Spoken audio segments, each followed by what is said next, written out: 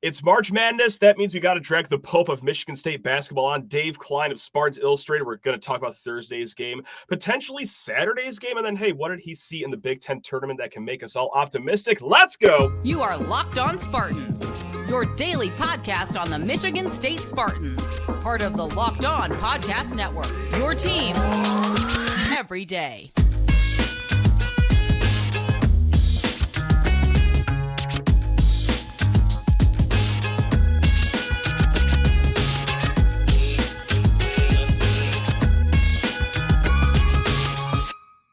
Today's episode is brought to you by FanDuel. Make every moment more. New customers join today and you will get $200 in bonus bets if your first bet of $5 or more wins. Visit FanDuel.com/locked on to get started. Spartan friends, Spartan family, Locked On Spartans listeners, I know that you are overjoyed to see this man's face, or if you're listening to the podcast, to hear this man's voice. It's the one, the only Dave Klein of Spartans Illustrated. DK, happy March. Are we doing okay over there right now? Hey, we're in the tournament, baby. Had to sweat it out to the last region. Obviously, the committee thought more highly of Michigan State than most of the bracketologists and probably the fan base included. I landed on the 9 seed line. I thought, from everything, all the chatter that we heard with the 5-bid Steelers on Saturday, it really seemed like Michigan State was going to be on kind of the last 2 cut line in. Instead, we're the top 9 seeds. So apparently they didn't watch any of the games, as you said, maybe past the Baylor game. They just assumed Michigan State was a wagon this year. So we're in the tournament, 26 straight. I think we got to be pretty happy about that. And now let's, talk about the matchups and see what we see from this team. Let's do it, and that's exactly what we're going to do. Yesterday was more so on just the relief of making it into the big dance. That was very dramatic. We did a little bit of talk on North Carolina and Mississippi State. But let's blow it out a little bigger here, because after a night of sleep, once the heart rate gets back down to baseline for a lot of Michigan State fans out there, I'm looking at this first round matchup against Mississippi State and thinking, that's difficult. And then that's not to say that it's going to be any easier should they make the second round. DK, I think that this is a really tough draw for Michigan State here, not just in the second game against 1 seed North Carolina should they win, but right off the bat. Do you have the same read, or are you a little more optimistic than I am about this matchup? Yeah, I think that the first one's going to be a coin flip. And then I think, if you were having to circle the potential 1 seeds that you could land, UNC is the most vulnerable of the group. So, given the way that this team played this year, I don't think that they deserved any type of easy matchups or anything easy. Yeah. And you got what you deserved. Maybe not even such. You probably should have landed on a 10 line, maybe. So, or playing in the first 4 in and having to win, 3 to get out of the first weekend. So, I think that really got to take some comfort in the fact that, hey, they made it. We're here. I still think that the offseason looms extremely large. But focusing here now, I think that the matchup game 1 is winnable. I think KenPom has it as Michigan State 67-66, so you can't get much more coin flip than that. They have us, potentially winning. So I think it's going to be a dogfight. And I don't know if you want to just start getting right into the matchup or where. Yeah, okay. So let's do it. It's really 2 players that you're kind of circling. It's Josh Hubbard, who's a sensational freshman. He's like 5'10". Our friend of the podcast, Carter Elliott, has compared him to Carson Edwards. I see that a little bit kind of stocky, bow-legged, a little bit of a high-volume type guy. I think he's got a little Tyson Walker in him too, where he can score from all 3 levels, kind of really is the drinkster for the roster. If he doesn't play particularly well, the offense is going to struggle for their team, and I think it's a similar situation, obviously, for Michigan State, as we've seen this season. And then there's center Tolu Smith, 6'11", 245, average 15 and 8, first team all SEC. The SEC was loaded this year. I think top to bottom, it really was probably, in my opinion, the best conference. Mississippi State beat Tennessee twice, once in the regular season and once in the tournament. They had some nice neutral game wins of some common opponents against Northwestern and Rutgers. And I think all around, this is a hard-nosed team. They're extremely physical on the glass, top 21 in offensive rebounding in the country. They turn it over a little bit, which is good for Michigan State, hopefully get out in transition. And, the offense for them is a little bit of a struggle fest sometimes too. So maybe this is a first 55, 60 type game. And I think that if you're Michigan State, that's probably a comfortable spot for you to be in because you've been living in that space for quite a bit this season. Tom Izzo said as much during his press conference today. He said that Mississippi State is very Big Ten-ish, and it's going to be a physical game. And it's not just Ken Pom that says that. It's not just the coaches that are saying that. Vegas is saying that too. The over-under is set at a smooth 130. That's going to be a low-scoring, grimy game to kick off Thursday's action for the NCAA tournament. But there's a third player that I want to pull out here that gives me the heebie-jeebies here, DK. It's Cameron Matthews. All right. Yes, sure, he averages 9.5, 7 rebounds. But this 6'7", 230-pound forward, SEC all-defensive team, we've seen that Malik Hall is our best option scoring down low. If we need a bucket on the low block, it's Malik Hall's number being called. That matchup, I'm not going to say he's going to totally shut down Malik, but that's going to be a hard day of work for Malik Hall down there. So I got to just point out Cameron Matthews, too, for the third head of this three-headed monster here for Mississippi State. Does he scare you, too, or am I just getting a little ahead of my skis here, you think?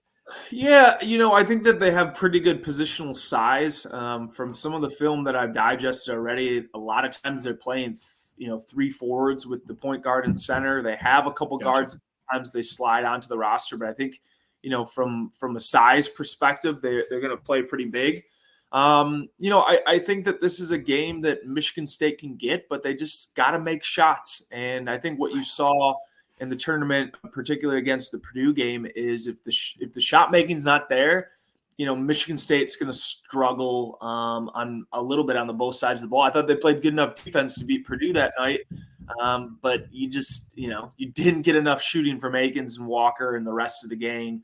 So I really think it comes down to which of the guards for each of these teams is going to make shots. I think you got to turn the water off a little bit on Hubbard. This isn't a team that really is substantially passing the ball a bunch. It's a lot of one-on-one breakdowns or kind of pounding you on the glass. It feels like they, kind of throw it at the rim and then go get it, or it's Hubbard kind of creating individual shots. So the nice part about that is if you can turn off the water, and Michigan State has a couple guys that I think that they're going to look at throwing at him. I could definitely see Tyson Walker just because of the size, maybe matching up with him originally. I could see if that doesn't work out, maybe putting Jaden Akins and kind of trying to stop him with some of his little bit more of his size and his quickness. So I think Michigan State has a couple of answers there. Even Trey Howman maybe off the bench. So they're going to throw 2-3 bodies at him. If you can make him inefficient, I really think it'll shut down some of the offense.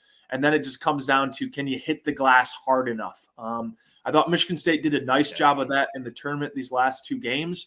I thought the gang rebounded extremely well. You got enough out of the center spot in the 2 games, even though that's still, a bit of a weakness.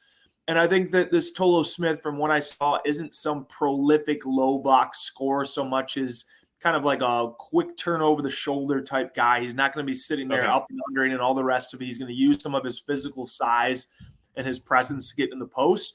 So it really comes down to, is there going to be some hard doubling? This team doesn't shoot the 3 well. I think 32.5% as a team.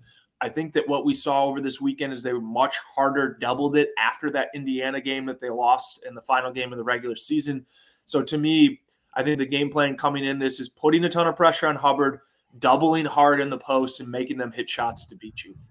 Absolutely love it. We're going to talk about another key to the game here on the other side of this. And I also have just a strategy recommendation for Michigan State that I want to bounce off you. But first, you need to talk to people's ear off about Nissan. That is right, gang. Our friends at Nissan, they're bringing you this week's March Madness Bracket Highlight. Each week, we're picking one team that stands out, a team that's pushed it further than the rest. Just like any of the all-new 2024 Nissan SUVs, these guys were able to take it to the next level. Like, for example, the Yukon Huskies can only be described as an Armada. This top-seeded team is as hardcore as it gets out there, so it's no wonder they've landed the top overall seed in the NCAA tournament. They're the ones that are the favorites to win it all, despite 4 of the 6 Power 6 conference champions standing in their way in the East region. It's going to be gritty out there. Or, hey, let's pull out another team, too. The Auburn Tigers can only be described as a Pathfinder. They've been thrilling to watch and have really created a lane for themselves after claiming the top spot in the SEC. As they knocked off the Florida Gators in the SEC championship, they're set to make a run in the NCAA tournament. So take the Nissan Rogue, Nissan Pathfinder, or Nissan Armada and go find your next big adventure. Shop NissanUSA.com. Also need to talk your ear off about Amazon Fire TV. Fire TV is your destination for sports, from live games to highlights to in-depth analysis. Fire TV offers amazing viewing experiences with smart TVs, as well as the Fire TV stick that you can just plug into your existing TV to provide access to millions of movies and TV episodes, as well as free and live TV.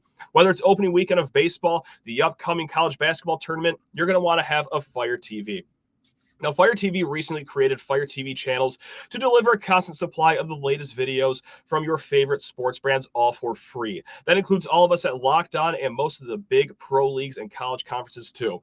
Fire TV channels lets you dive into all the in-game analysis, highlights, and more to keep up to date on all the latest in the world of sports. We're talking March Madness, NBA, MLB, and tons more, not to mention great news, entertainment, gaming, travel, and cooking videos too. So what are you waiting for out there? Check out Fire TV channels on Fire TV and Alexa devices. If you haven't checked out Fire TV channels, well, you should. Trust me on this one. To learn more, visit www.amazon.com/LockedOnFireTV. Again, that's Amazon.com/LockedOnFireTV. Now, let's drag him back on here. DK of Spartans Illustrated, just bringing you all things Michigan State hoops. And you just talked about shutting down Josh Hubbard. Way easier said than done, but we could see how they did it in last year's tournament against Boogie Ellis. Throw the whole effing kitchen sink at him, right? Give him all sorts of uncomfortable looks. Is that the top key to the game, is limiting the true freshman guard on the other end of the floor? Or is there another matchup or another thing you're looking for in this game that would be the top quote-unquote key here, DK? Yeah, I think number one is definitely making him inefficient, because I think he's going to get some of his. But I thought the Boogie Ellis comp was a good one, right? We knew coming into that game, that's the primary focus. I think given the way that Michigan State is set up with their guards and having multiple guys that you can throw at him and continue to give him different looks, I think this is an extremely important part. If you can turn off the water there, I think that their offense really would stagnate and give Michigan State a better shot. But I'm really the guy that I'm circling for this tournament, and Michigan State is going to make any type of a run, which could be one game, two game, any type of games. Jaden Akins has got to get going. I crunched some numbers over the last 8 games. He is currently shooting 28.6 from the field, 21% from 3, and averaging 6.6 points and 3.1 rebounds. Like, we have got to find a way to get him going. And I thought maybe that Minnesota game was kind of a bounce back spot. The effort was great. He was locked in defensively, giving you some of that. But at a certain point, we need him to hit shots. And for me, he's the guy that I think is the bigger. You kind of know what you're going to get from Tyson. I think you kind of know what you're going to get for the most part from AJ Hogard. So if you have those two guys like going at least in the right direction, then it becomes you need probably some contributions from either Jaden Akins or Trey Holloman. Holloman, again, kind of taking a step forward this past weekend. I think there's a lot to like about what his season has gone. Some of the consistency hasn't 100% been there, but I think that he's kind of the last month shown to you that he can grow into a guard where you can kind of just say, okay, this is one of the type of typical MSU tough-minded, like, timely shots. That Northwestern game, he hit 4 free throws down the stretch to kind of cinch that one, especially the 2 late. And I just think that he's kind of shown up in some big moments. He's kind of been a little bit of the heart and soul of this group kind of over the last few weeks. So between those two guys, you need them to make some threes. I mean, I thought Akins had a ton of open ones this past weekend, and he just can't find the bucket. You could see the visible frustration from him. He's got to find a way to put some in the hole, because Michigan State's just not going to win games that he doesn't show up offensively. And that's been the case now for what feels like almost a month. So even when he was solid during the year, he was still missing open threes. Like, he only makes the threes where a guy is charging at him at 30 miles an hour with the hand in his face. But now he's not even hitting those. And it was shouted from the mountaintops loud and clear at the end of that Purdue game of just how bad it's gotten for Jaden Akins, because they went with Trey at that 3 spot. Like, they kept Akins on the bench because I'm sorry, son, just like you said, DK, we ain't hitting threes anymore. At a 21% clip, we're going to need someone that could actually be a benefit to us out on the court. So, look, Izzo talked about it today at the podium. He said that Akins is being really hard on himself. He apologized to Izzo and said, I'm costing the team these games. And Izzo's saying, well, son, just keep shooting yourself out of it. He tried to against Purdue. I think he got 9 looks from behind the arc against Purdue. But it's scary season for Akins. You're talking about a bad month to have a really, really brutal stretch, but Yeah. hopefully he can just climb himself out of it. God, because those are the two keys here. I do have a strategy I want to bounce off you, DK. There are some stats that we don't like from Mississippi State, right? Like they have really good three-point defense. All right, Tolu Smith, really good player. But I want 15 combined fouls used between Carson Cooper, Jackson Kohler, Madi Sissoko, because Mississippi State is horrendous on the free throw line. We're going to pull out two of their guys here. Tolu Smith, he shoots free throws at 58.2%. Cameron Matthews, 55.7%. Let's make this a tough, rough physical game. Not to sound like John Chaney over here and getting the boys out there to goon it up, but I wouldn't mind seeing these guys shoot double-digit free throws. Now, I will knock on wood, because now that I've just said all that on Locked On Spartans, they're going to go 20 of 22 from the line. But regardless, DK, let's get a little physical down low here today, or Thursday, shall we? Yeah, I don't think there should be any easy buckets. Make them earn it at the stripe. Yeah. I think that's a good stat poll from you. And hey, thanks. I mean, that's what it's about, right? Like, you got to be tough on the boards, but also if you're about to give up a layup, make them earn it at the line. There just should be no easy layups in the paint for Mississippi State. Like you said, the free throw shooting is pretty horrendous. So that's what we got. So when we talk about the Big Ten tournament, I know we just talked about one of the more pessimistic things, Jaden Akins kind of stumbling to the end of the year. Was there anything you saw in those two games against Minnesota and Purdue that gives you a glimmer of hope as we go into this opening round here of the tournament? Yeah, the defense, again, it's kind of fluctuated at various points of the season. I think they're currently ranked 8th in the country, which is wild. They were up in like the 20s for a while. They were down in the top 10 for a while. They've returned kind of back to form. It's a top 10 defense. And with some of the holes, particularly at the center spot, I think that's nothing short of a miracle. No kidding. I think that in this game, Mississippi State turns it over on almost 1 in every 5 possessions. I think that Michigan State can get up in it. Like I talked about, they have some positional size advantage on the perimeter, but it comes at the cost of maybe some ball handling. I think if you can bother Hubbard, you can dig down on some of the posts. If Michigan State can get some steals like they have been this season and get out in transition, that is the best source to the offensive half-court woes, which we have faced all year. Defend, rebound, run, and I'd say maybe mix in steal. Steal the ball, get out and run, and get some open looks. Because if we turn this into a half-court slugfest, I think we can make it difficult on Mississippi State, but I think it will be returned in favor the way that they play defense as well. So it's 2 top 20 defenses going at it. As you mentioned, that's why the point spread is what it is. But Michigan State's got to find a way to get out and transition and create some opportunities for themselves that look a little easier. Yeah, you took the words right out of my mouth. That's what I wanted to bounce off of here, because those two games, I believe they had at least 18 points in transition in both of those contests. But, man, Mississippi State, just like you said, this is going to be a defensive stalwart that we're going up against. It might be hard to see 15-plus points in fast break points. Is that what you're kind of getting over there? Yeah, to me, I'd like to see that, right? Again, with them being a little loose from the ball, you got to get out. I thought Michigan State did a really nice job, like you mentioned in the tournament, being able to get out and transition and create some opportunities for themselves. And then they got bogged down late in that game against Purdue in the half court, and you kind of saw what happened. They just didn't get enough shot making, forcing into long twos, and that was kind of it. So I think it really, if Michigan State's going to win a game or more in the tournament, they've got to get the fast break going again. And that is probably a primary focus this week, I have no doubt. I got a big question for you on the other side of this break. It's going to define what would be success in this tournament here. I'm going to let you sit on that, though, because I need to talk to people's ears off about FanDuel Sportsbook. You already know they got the action going on over at America's #1 sportsbook. We're talking FanDuel. Say goodbye to busted brackets, because FanDuel lets you bet on every single game of the tournament. Whether you're betting on a big upset or a 1 seed, it's time to go dancing on America's #1 sportsbook. Last night, I threw together a few parlays, guessing the winner of all 4 regions. I got some that are like bet $2 to win $4,000. You can get some lawn odds on these. So go ahead, play around with that over at FanDuel. Or hey, if you want to bet Michigan State, they're currently 1.5 point favorites over Mississippi State. They are plus 290 to make the Sweet 16. You want to take it further? They are 13-1 to make the Final Four. Or let's say, you know what? Dang it. I like what I'm hearing in this conversation. Michigan State to cut down the nets of the whole thing, 65-1 to be national champions. Right now, new customers, you can get $200 in bonus bets if your first bet of $5.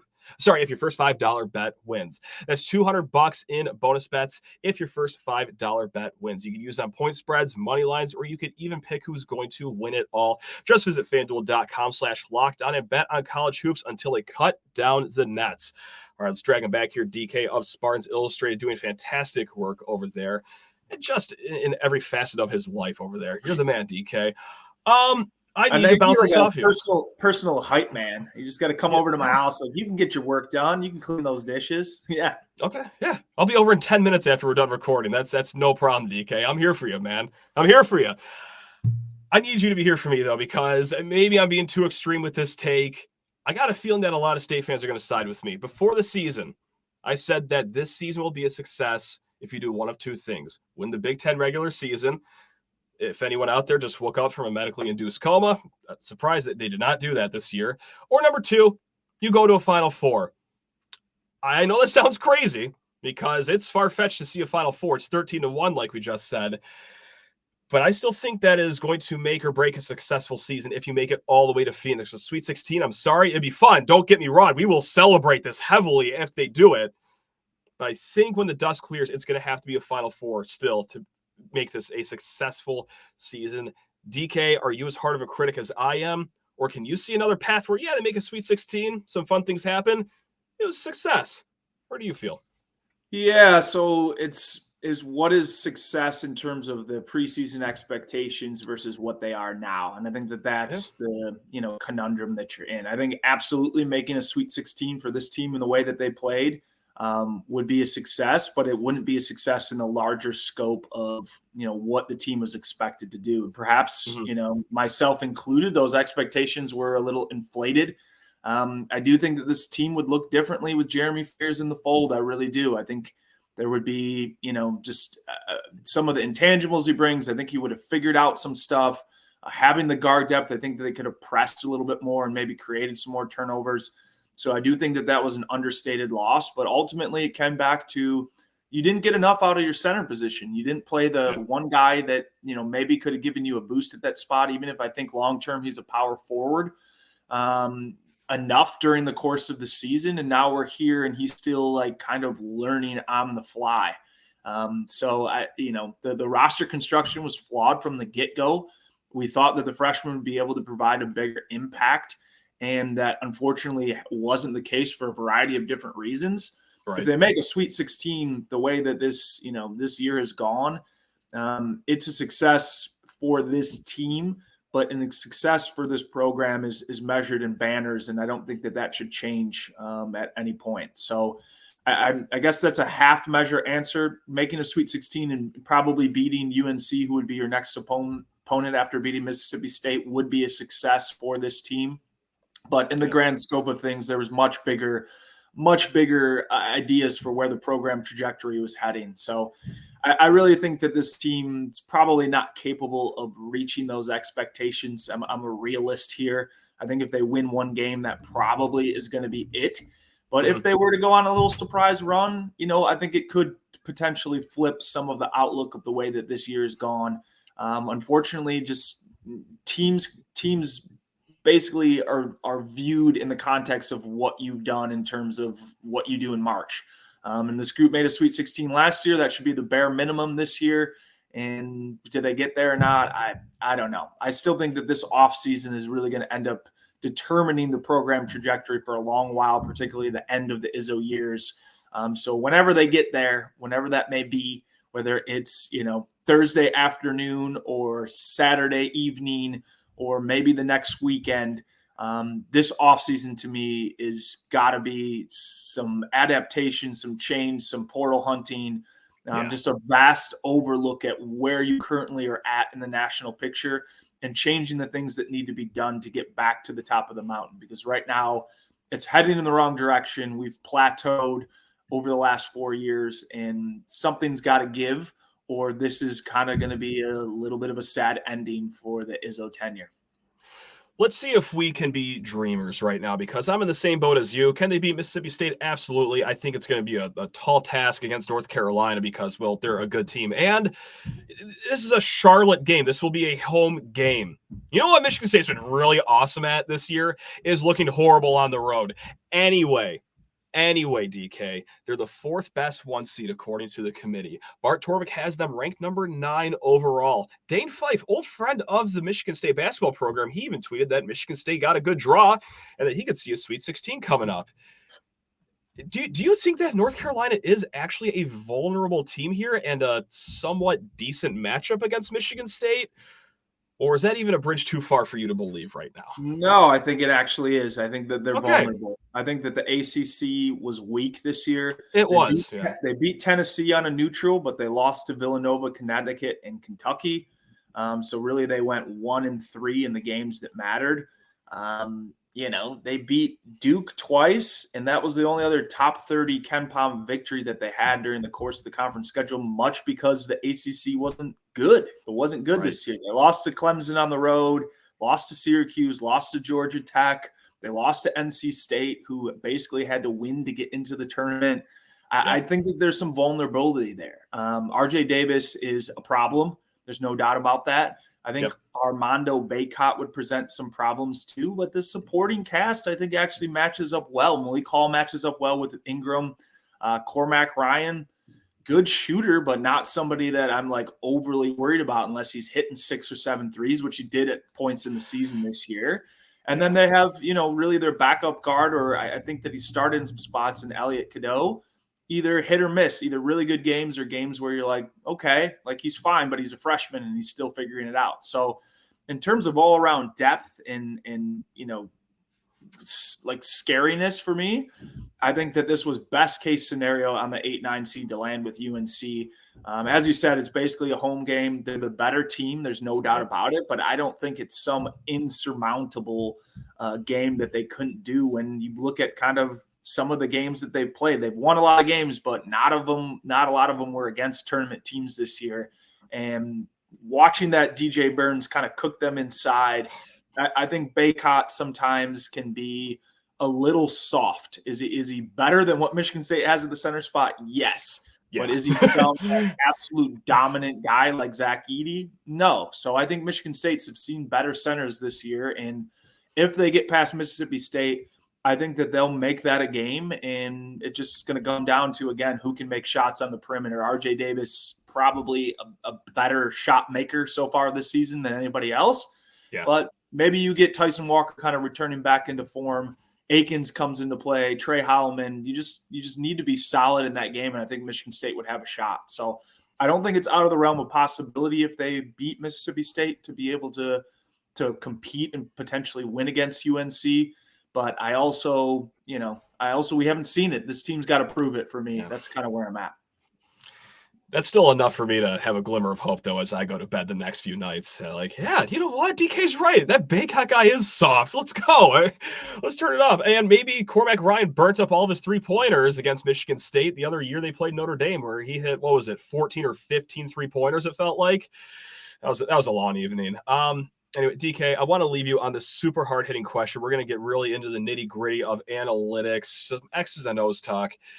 I tweeted out a question here. I said MSU batting first on Thursday with a 12:15 p.m. tip. As an MSU fan, do you love it or hate it? We got more than 1,000 votes. 41% says they love it. 32% says they hate it. And then the other 25% there says, they don't really care. DK, as a fan, do you like Michigan State batting leadoff here to kick off NCAA Thursday? Yeah, I'm somewhere in between. I guess it's nice not to have the anxiety. It is nice sometimes when it's a Friday game and you just get to enjoy basketball for a full day and immerse in it. And there's other upsets and there's other teams that have lost, and you can kind of point to that. Like, if you don't lock it in, like, this is going to happen to you kind of deal. But the flip side of it for me is this has been a torturous season all year long. So for better or worse, we're getting it out of the way.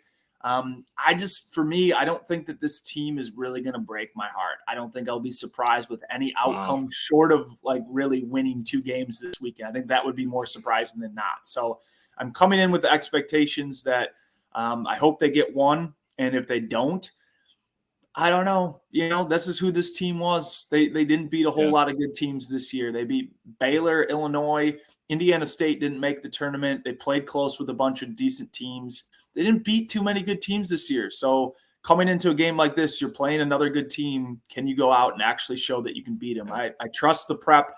I trust the staff will have them ready, but is it going to be another 10-minute slow start to get off the starting blocks and then then we're in a struggle fest? Like I can almost tell you how this game's going to go. Mississippi State's going to go up, 8-2.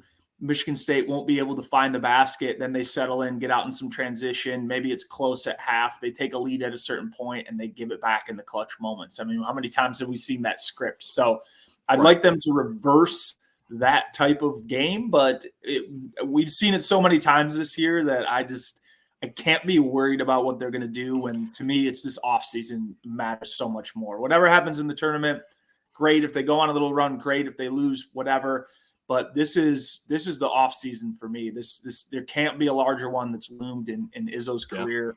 And if he doesn't attack this with some ferocity and willingness to adapt, then it's really all for naught. Then the entire torturous season was to run it back again and get a similar result. So really, I think the offseason matters a lot more than what happens in the tournament. You want them to win. You want them to play well. Oh, yeah. But ultimately, I think, the trust level for me with this team is minimal. And, it really comes down to what is the staff going to do to change the trajectory. Folks, you already know who he is. That's Dave Klein. Just an absolute legend of Spartans Illustrated.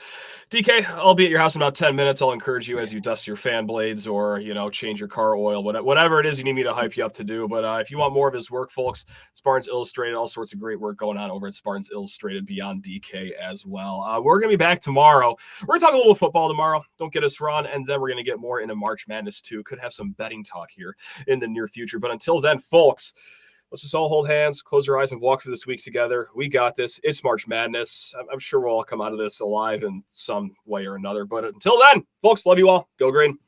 Go White.